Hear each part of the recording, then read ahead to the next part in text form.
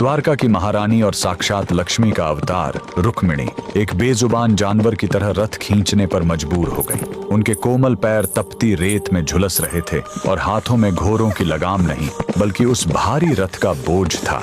लेकिन सबसे हैरान करने वाली बात तो ये थी कि उनके सामने स्वयं भगवान श्री कृष्ण खड़े थे। फिर भी वे अपनी अर्धांगिनी को इस हाल में क्यों देख रहे थे?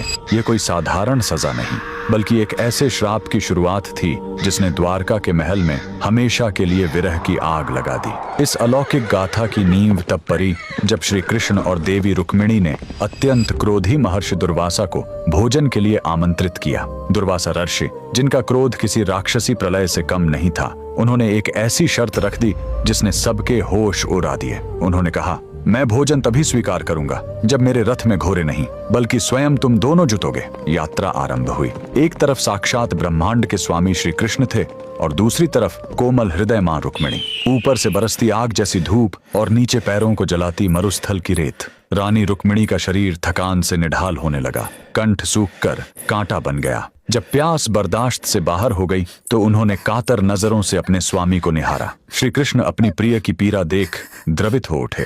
उन्होंने बिना क्षण घमवाए अपने अंगूठे से धरती पर प्रहार किया और वहीं से गंगा की निर्मल धारा फूट पड़ी। रुक्मिणी ने व्याकुलता में वह जल पी लिया। उनकी प्यास तो बुझ गई, लेकिन वे यह भूल गईं कि उनके साथ एक ऐसे आर्षे हैं जिन्हें अनुशासन से बढ़कर कुछ प्रिय नहीं। महर्षि दुर्वासा का चेहरा क्रोध से तमतमा उठा। उन्होंने गर्जना की, रुक्मिणी, तुमने अतिथि को जल पूछे बिना स्वयं जल ग्रहण करने का दुस्साहस किया। जिस प्यास ने तुम्हें मर्यादा भुला दी, वही प्यास अब तुम्हारे विरह का कारण बनेगी। उन्होंने श्राप दिया कि जिस द्वारका में श्री कृष्ण बसेंगे, रुक्मिणी वहां कभी नहीं रह पाएंगी और उसी क्षण से प्रेम की वो अटूट जोड़ी हमेशा के लिए अलग हो गई।